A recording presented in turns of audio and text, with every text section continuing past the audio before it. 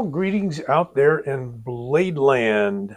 OG Blade Reviews is back once again. He keeps kicking. I'm gladly that I am. Look at that. Lift it and you can see the name. Bring it down and you can barely see it. Reate. What has what has Reate sent me? Nothing. I wish they would. Hey Reate, I'm reviewing a lot of your knives. Send me some stuff. This came from White Mountain. It was sent to me for review. Sending it back or maybe keeping it. We'll see. It's kind of the arrangement I have. Sometimes. PL-7 Ultem belt satin nitro V. Okay.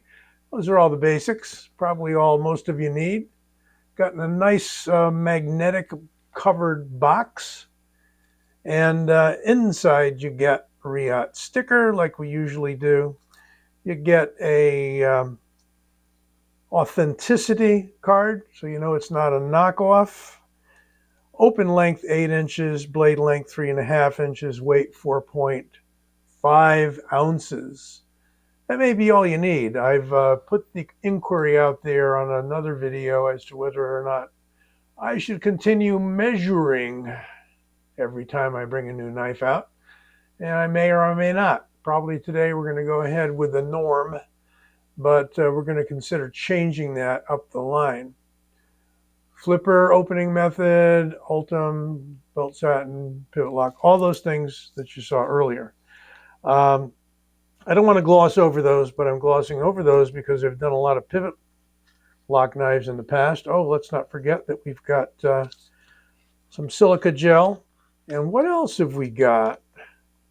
A spring and 2 screws. So obviously to replace something in the pivot mechanism. Now, I saw a real interesting video put out by Lefty EDC, and I want to thank Kevin at Lefty EDC for putting that video out about a year ago on the original pivot lock from Reate, which was the PL-XT. I'm going to show you that today, the knife that is. But let's attempt to get this out of the box. It's very stiff foam they give you, very, very dense, and it's perfectly cut out to the shape of the knife. But let's get this stuff back in the box or I may lose it, and potentially I'm sending this back after my review. Okay. This is the latest and the greatest, and I've got lots of compares today, mainly from other previously reviewed and previously dropped Reate PL series or pivot lock knives. This is going to be a lot different. Each one seems to be different. Got a flipper tab. Pretty standard flipper tab. No hole opener. No front flipper. Only the back flipper tab. And look what we got. We have a scimitar, sort of Persian upswept trailing point blade, although you can see that that point is pretty much in a line with the back of the handle, top of the handle. But yeah, it's a lot different, and the shape of the handle is going to receive the shape of the blade. Yeah, like that. They're doing something different with each iteration of their PL pivot lock series. They're changing some significant stuff, and sometimes they go a step forward, sometimes they go back to what they did on a previous model. What they did here is give us a stop pin. Now that's not the case on at least one previous model, but there's your stop pin. And the cool thing with the Ultem is we're going to get to see a lot of the mechanism working inside. Look at this. Try not to drop the blade on my fingers. There is your locking mechanism, like a steel bar. And from what I could see from Kevin's complete breakdown of a PL-XT, again, about a year ago, on his video is that when you push this pivot lock, it takes a rectangular shaped piece of steel out of the path of both the blade and one of the liners inside. So it's a pretty strong lockup in that we're engaging the blade with the frame with the locking mechanism, kind of a three-way lockup. And on top of that, you've got this safety here, and we can even see the safety working. See if I can get a close up to you, for you, whatever. You can see it puts this little piece of steel underneath the button. It's really a safety. It's not a secondary lock. You can call it a secondary lock, but it does nothing to lock the blade itself directly. It is locking the movement of the pivot plunge lock there. And it is slightly above the surface of the handle in the open position, and it is below the surface of the handle in the closed position, if you can see that. They did something unique here in that they created a little window in the handle, and these do come in colors, colorways, I think is the new term everybody's using. Different colorways, including like a black micarta and maybe a green micarta, a few others. White Mountain seems to carry about 4 or 5 different variants of the PL-7.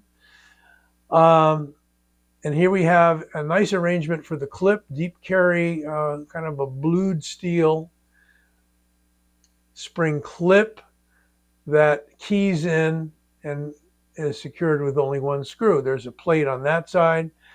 They may give us a plate in the box. I haven't looked because, or maybe not, because I think you can just flip that over to the, yeah, probably you can just flip it over because it's going to be the mirror image on this side. And if they didn't finish both sides, you wouldn't be able to put that plate back over here if you switch the clip to the left. Blah, blah, blah. 1 body screw, 2 body screws. Not sure. That doesn't really seem like a body screw. This is a cool thing with Ultem, or even a clear acrylic handle. You can actually see through to that screw. And it does not appear to be something holding the scale on. So we've got 2 body screws on each side holding the scales on. And you got that interesting cutout with kind of a perforated hidden liner underneath.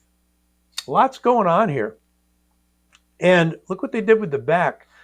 You know, that back's actually protecting you. I don't know how close the blade comes, but, you know, with some knives, I cut my finger on at least one knife. It was a North Mountain knife. Was a Williams kickstop lock where it was kind of hard to pull it back, and I slipped off of there and ran my finger here, and I couldn't figure out why I was bleeding later on, but it was because I sliced my finger on the blade. Well, that's protected.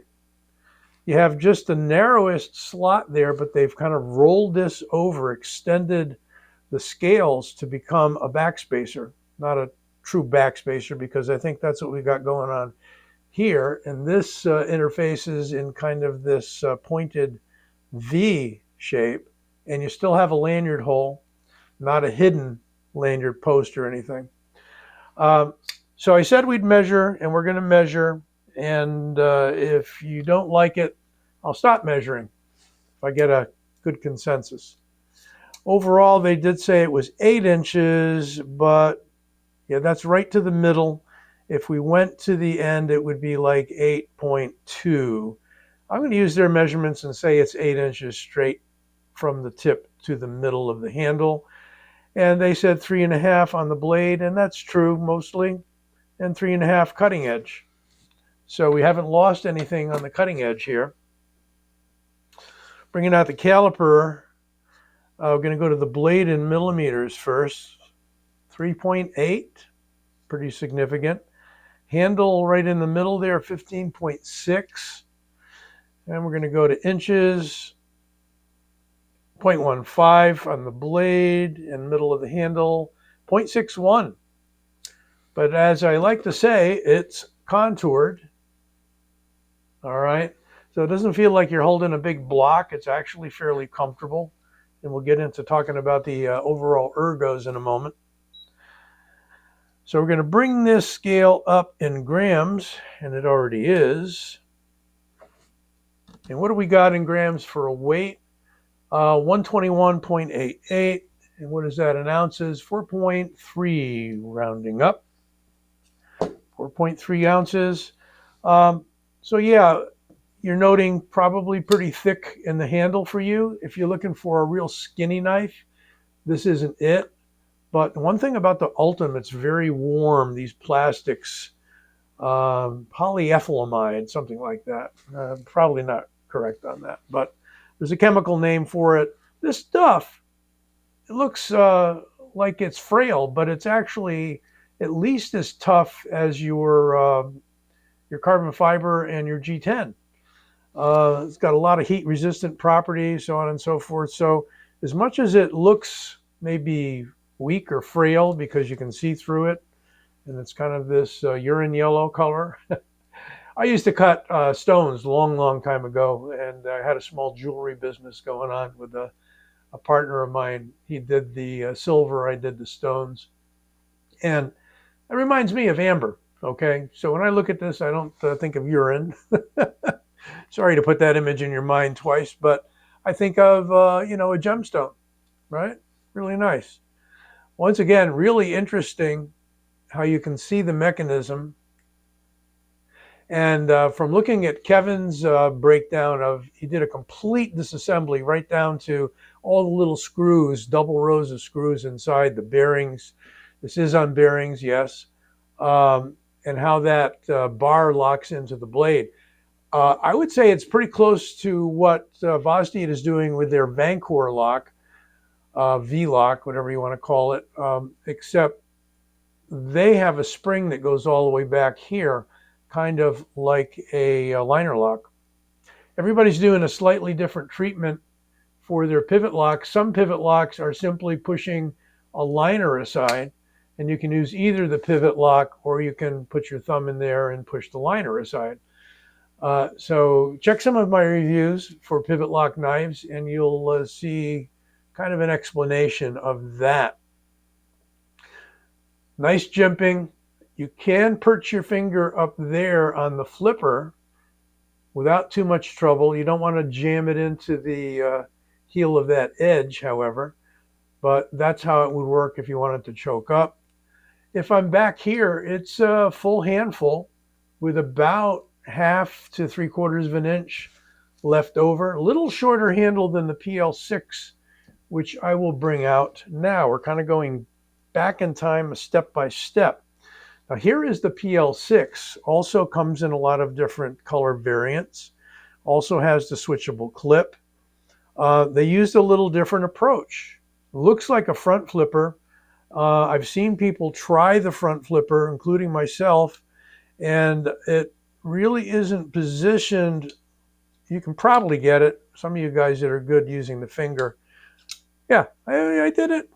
Hooray for me. So you can probably use the middle finger, yeah, more easily, I learned something, than the thumb.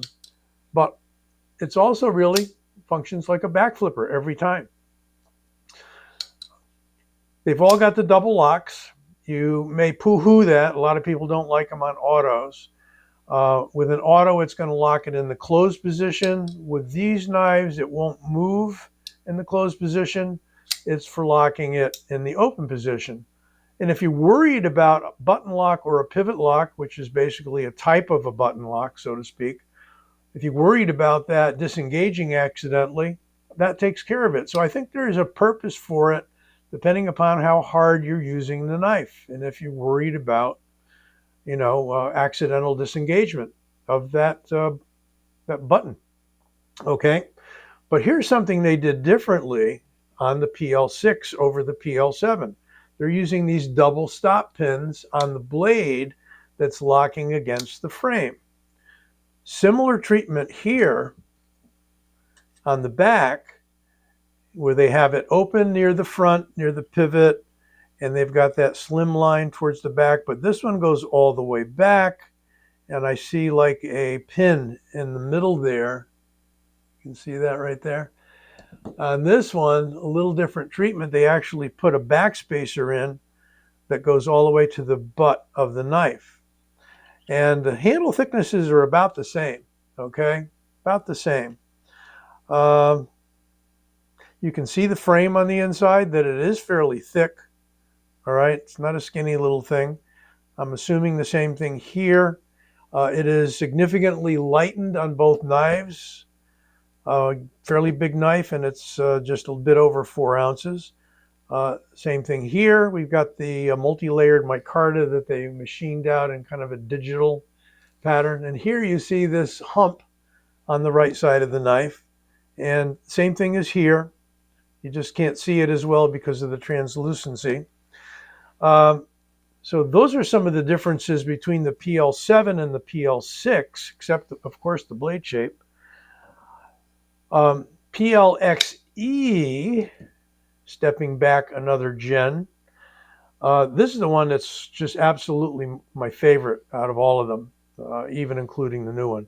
This PL-XE functions a lot like a kitchen knife, where we have the blade edge dropped well below the handle. Your hand's way up here, okay?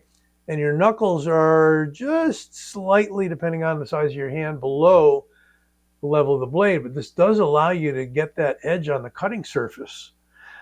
What other differences here? Well, we've got an opening window instead of any other method of opening.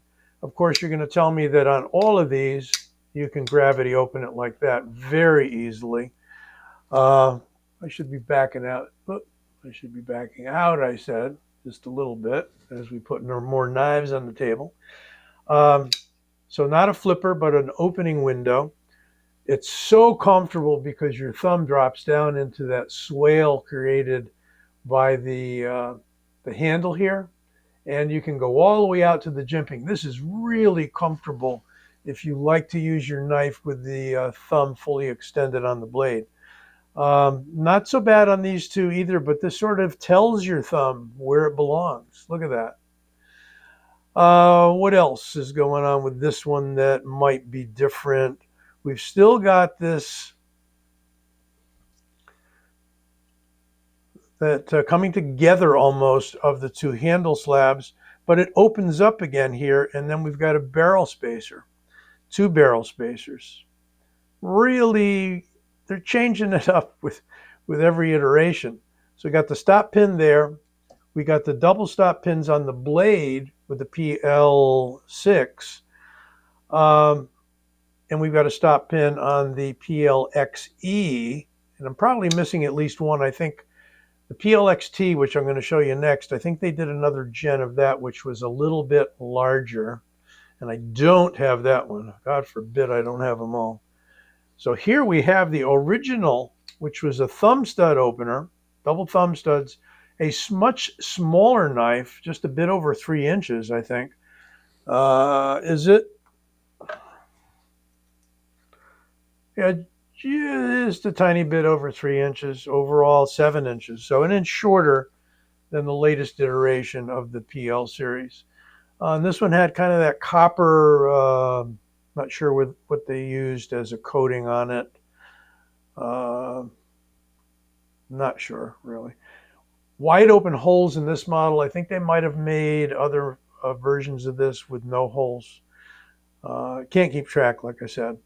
But they used a stop pin on this one.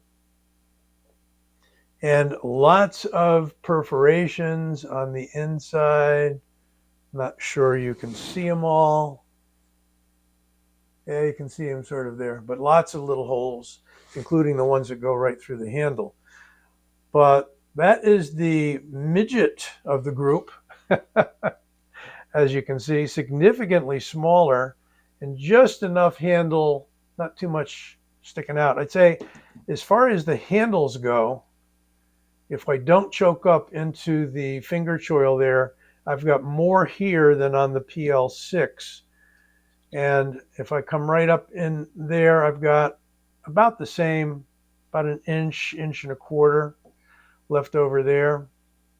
Yeah, a little less here, and even a bit less with this one. So handle lengths, if we're doing a compare there, almost the same PL6 with the PL7.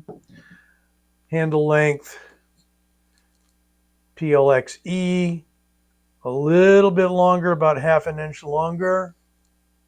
I realized I'm not putting it in the frame for you. And if we take the latest one, the PL7, it's about 3/4 of an inch longer than the handle on the PLXT. I'm sure I left something out in all of these compares. Let's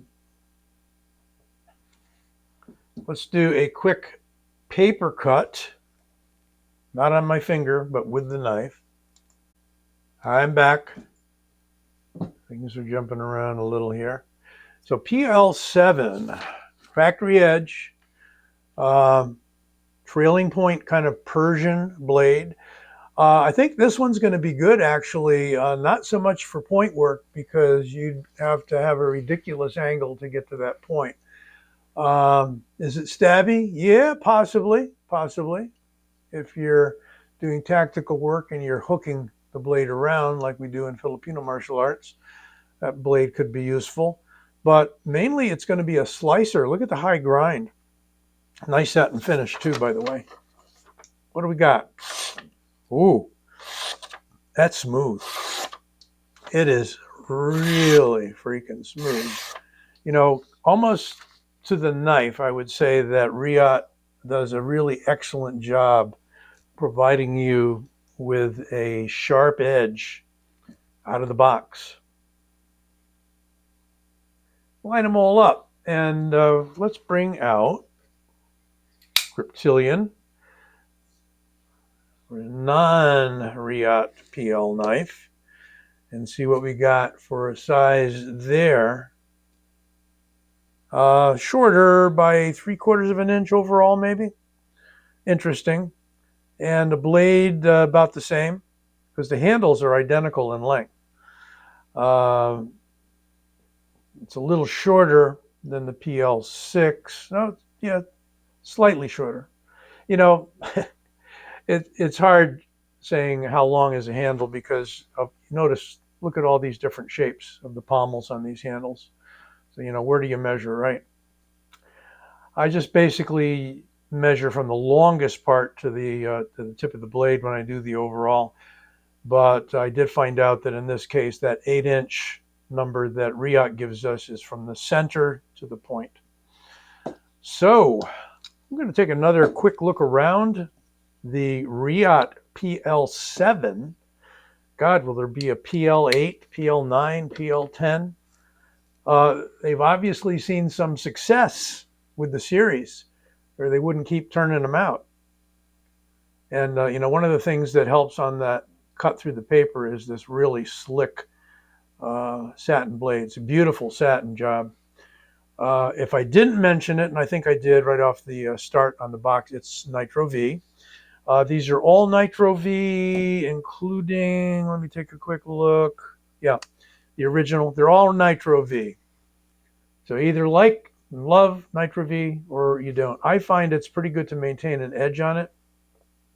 But there's your satin finish. There are other variants. I will make sure you've got links to all of those on White Mountain.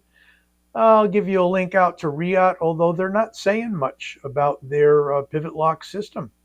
It takes a knife reviewer to take it all apart and show us. And once again, I want to thank Lefty for that review of the original knife, the PLXT, about a year ago.